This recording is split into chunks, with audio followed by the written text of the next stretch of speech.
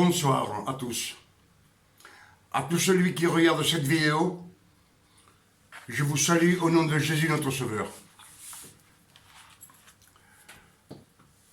Dernièrement, je vous ai parlé un petit peu du mélange de la grâce et de la loi, qu'on ne peut pas mélanger. C'est dans les Écritures, de la Bible. Après, je vous ai parlé un petit peu du repos,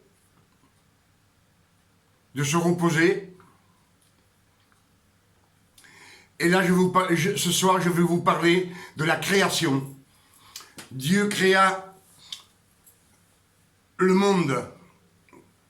Quand il créa le monde, il le créa pour Jésus, Christ, son Fils. Pour que lui, il ait du repos. Parce que Dieu connaît tout.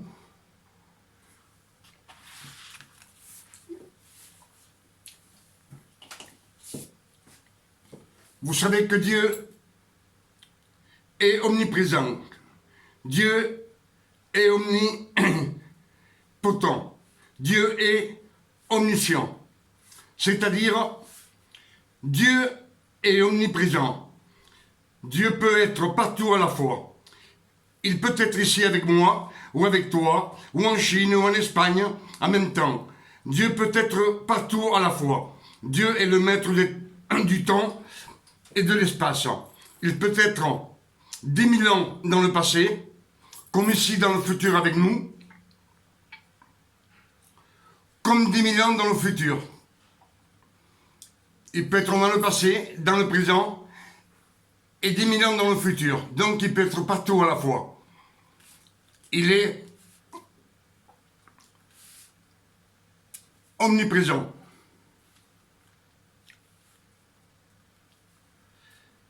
Après Dieu, il est omnipotent.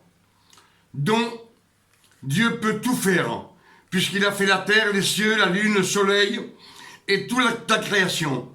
Donc, tout est possible à Dieu. Il n'y a rien qui était impossible à Dieu. Il l'a prouvé en faisant la terre, en faisant le ciel, le soleil, la lune, les étoiles. Il peut tout faire. Et Dieu est omniscient. Donc Dieu connaît tout. Il connaît le nombre de cheveux que tu as sur ta tête.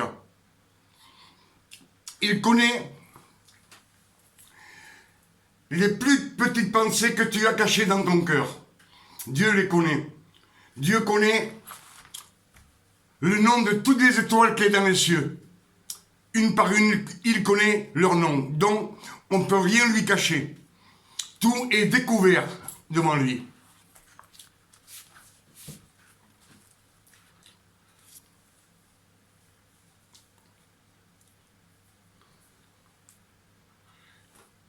Est-ce que vous me suivez? Il connaît le passé, le présent, le futur. Il connaît tout. On ne peut rien lui cacher parce que c'est Dieu, le Tout-Puissant.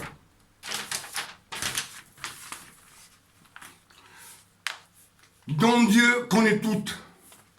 Et on ne peut rien lui cacher. On est d'accord. Dieu dit, dont Dieu savait que tout ce qu'il allait se passer dans l'avenir. Donc, quand il créa le monde, il savait déjà que 4000 ans plus tard, Dieu savait que le Verbe qui est Dieu lui-même, devait devenir chair. C'est-à-dire lui-même devait rentrer dans le ventre de la Vierge Marie et devenir un homme de chair et de sang et accomplir toutes les prophéties du prophète Isaïe et accomplir les 613 commandements donnés à Moïse. Et après, mourir crucifié sur la croix pour que son sang versé, son précieux sang versé, puisse laver nos péchés.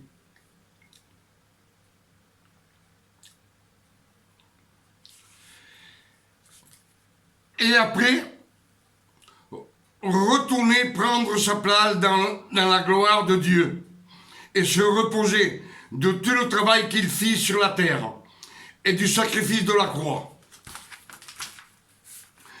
Dieu créa le monde pour son Fils Jésus, à l'avance. Tout fut créé à l'avance pour Jésus. Dans les Saintes Écritures de la Bible, du commencement de la création du monde jusqu'à la fin de l'Apocalypse, apparaît le chiffre 7. Le chiffre 7 représente le chiffre parfait, le Shabbat, le repos, ne rien faire, se reposer. C'est pour ça que je fais cette vidéo pour vous dire que tout a été fait pour le repos de Jésus et pour le repos des 12 tribus d'Israël, pour ses enfants. Genèse 1. Dieu créa les cieux et la terre. En cette parole, Dieu créa les cieux et la terre. Cette parole qui représente le repos, ne rien faire, c'était déjà prévu pour Jésus, pour la fin des temps. Genèse 2, verset 8. Quand Dieu créa le jardin d'Éden, Dieu le créa en 6 jours. Et le 7e jour, il se reposa. Le chiffre 7 apparaît, le sabbat, ne rien faire, se reposer. Toujours le même dicton. Tout pour le repos de Jésus. Genèse 9, versets 12 et 13. Dieu fit un pacte avec Noé de ne plus détruire le monde par les eaux. Et il mit l'arc-en-ciel dans les nuées. Et l'arc-en-ciel a 7 couleurs. Je pense que vous le savez. Il a 7 couleurs, l'arc-en-ciel. Parce que c'est le pacte qu'il avait fait avec Noé. Et l'arc-en-ciel devait avoir 7 couleurs qui représentent le repos, ne rien faire. C'est le chiffre 7, toujours le chiffre 7 qui représente le jour du Shabbat, ne rien faire, se reposer. Le nom de Noé, en hébreu, ce nom même veut dire repos et tranquillité. Le nom de Noé, en hébreu, veut dire repos, tranquillité, se reposer.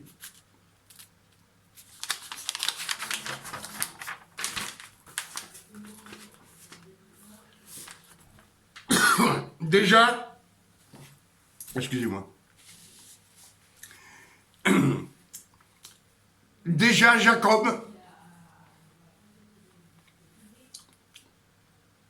pour avoir sa femme Rachel, il travailla 7 années, 7, pour Laban, pour son oncle. Et 7 années encore, il travailla pour Léa, pour sa deuxième femme.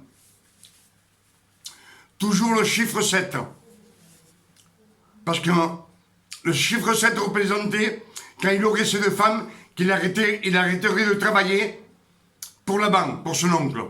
Il pourrait se reposer de travailler pour lui.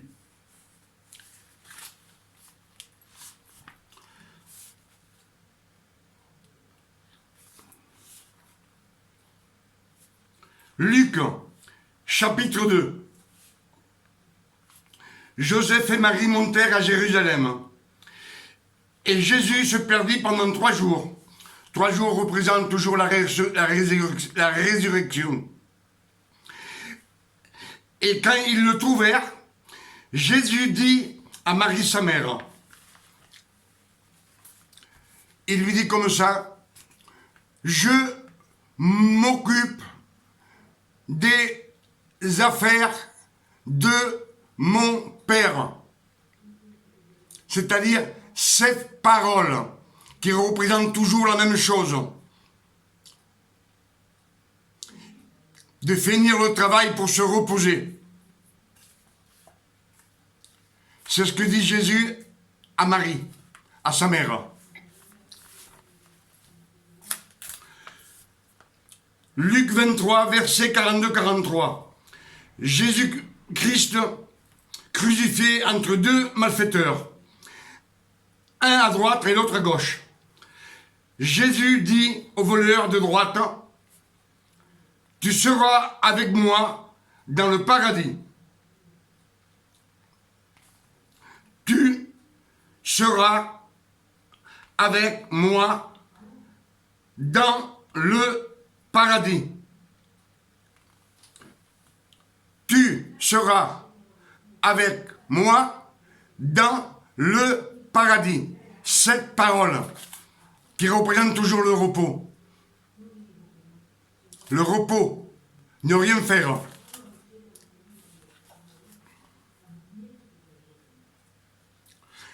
Luc 23, verset 46.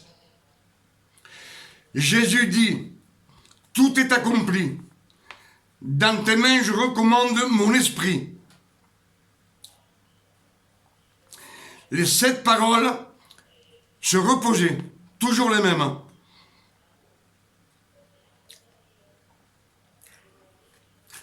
Dans tes mains, je recommande mon esprit.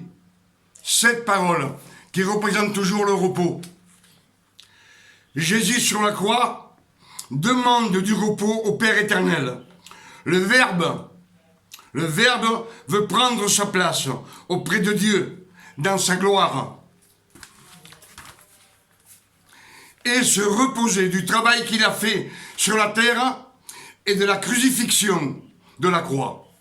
Il demande du repos pour lui et pour nous, ses enfants, rachetés par son sang et ses meurtrissures, que nous, ses enfants, nous reposions avec lui.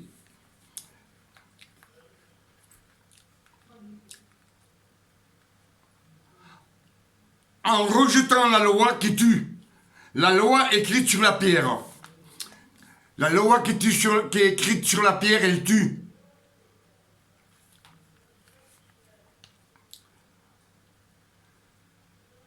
C'est écrit dans 2 Corinthiens 3 aux Galates, les épîtres de Paul.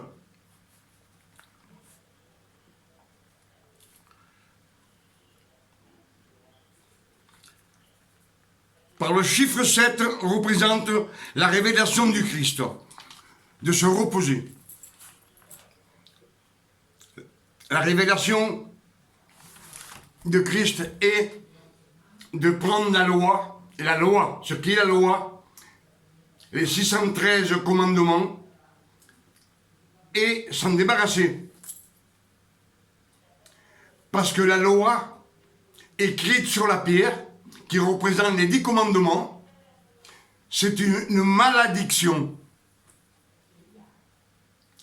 Il dit bien que la lettre écrite sur la pierre tue. Elle tue.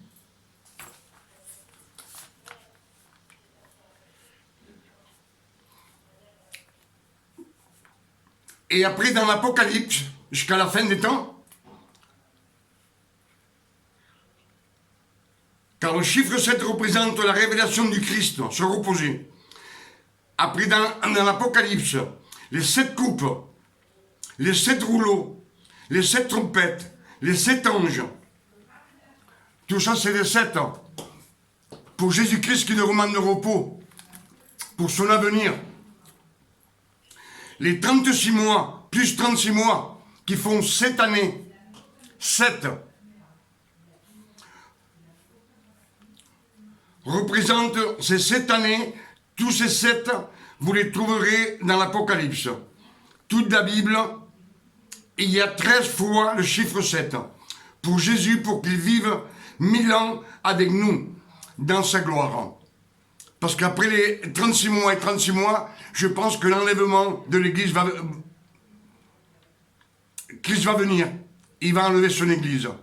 Et ses enfants, ses fils, ceux qui ont lavé leur robe dans le sang de Jésus.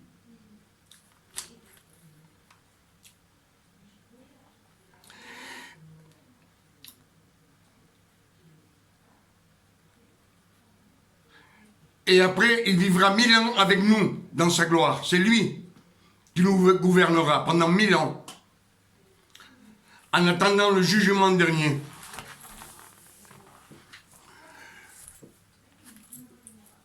J'ai fait cette vidéo pour vous dire que Jésus ne veut pas que vous fassiez des efforts. Aucun effort. Les efforts, Jésus n'en veut pas.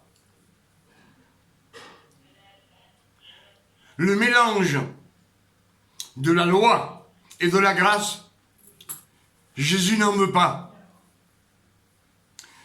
Ça ne lui est pas agréable.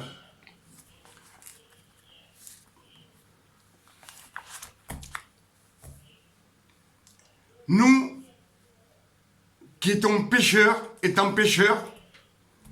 nous sommes sortis du péché du monde, mais on est venu à la loi. On n'a pas connu la grâce. Et je pense que personne de nous connaît la grâce. Simplement, on dit, Jésus est mort pour nous sur la croix, pour nos péchés, pour laver nos péchés. Mais non.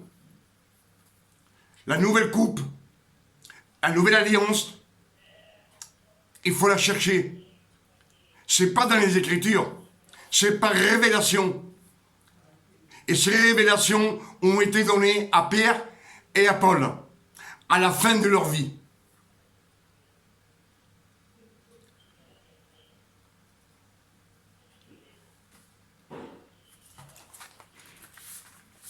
Et je vois que nous, on veut toujours faire des efforts, des efforts, des efforts. Il faut faire ci pour être agréable à Dieu. Il faut faire ça pour être agréable à Dieu. Si on ne fait pas ça, on n'est pas agréable à Dieu. Et Jésus dit, viens à moi, toi qui es fatigué et chargé. Moi, Jésus, je te déchargerai. Je te nettoierai. Et je te donnerai du repos. Mais après, demande-moi tout ce que tu veux. Nous, on a toujours tendance à demander à Dieu, à jeûner, pendant 4-5 jours, si on veut quelque chose. Au bout de compte, on n'a rien eu. J'ai jeûné comme vous, pendant 71 ans. Bon, 71 ans, j'exagère un petit peu. Mais c'est quelques années que je suis venu et je suis rentré dans la loi.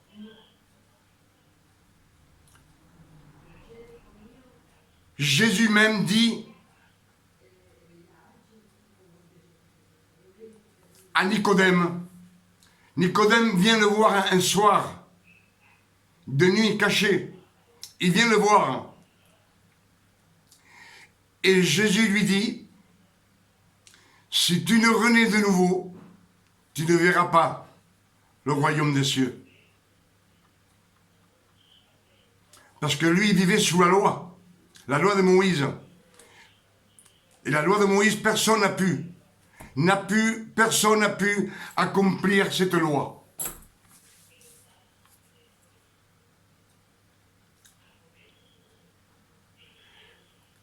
Jésus dit aux pharisiens, à ceux qui suivaient la loi de Moïse,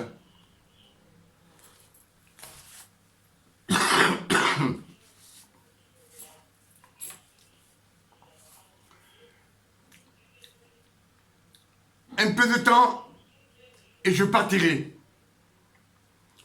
Vous me chercherez et vous ne me trouverez pas. Vous mourrez dans vos péchés.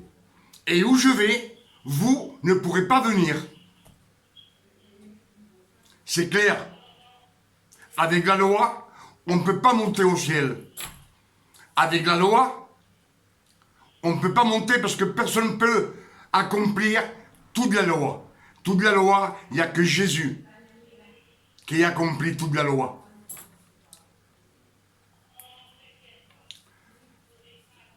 Alors, cessez de faire des efforts et accrochez-vous à Jésus-Christ. En marchant avec Jésus-Christ, je pense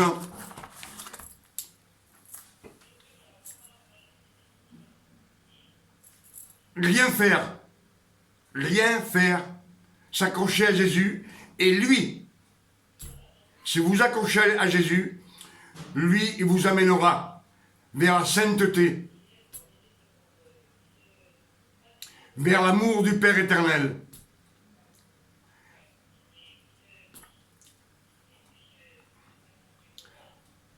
Tout serviteur accompli est comme son maître. C'est dans les Écritures. Pour ça, je vous dis, accrochez-vous et demandez de la sagesse et de l'intelligence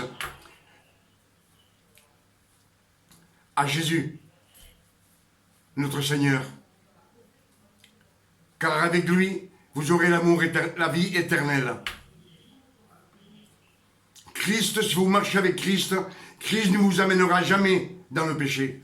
Au contraire, il vous amènera de la sanctification en sanctification, de sanctification à sanctification, jusqu'à la bonté qui changera votre cœur et il vous donnera la vie éternelle.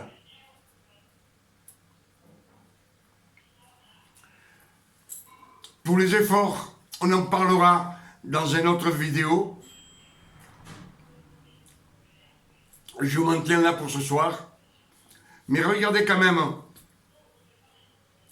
parce qu'il y a 13 fois 7 dans les Écritures, du commencement du monde qui créa Dieu jusqu'à l'Apocalypse. Il y a 13, 7 qui demandent le repos. Une pour Jésus et un 7 pour Jésus et un 7 pour chaque tribu d'Israël. Ça fait 13.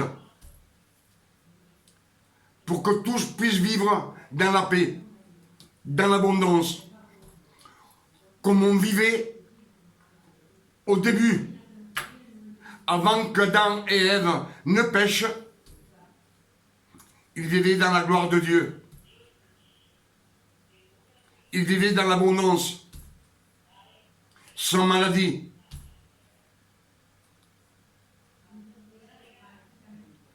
Ils étaient dans la gloire de Dieu. Et c'est ce que Jésus veut pour nous, ses enfants, ses fils. Je vous laisse sur ces paroles.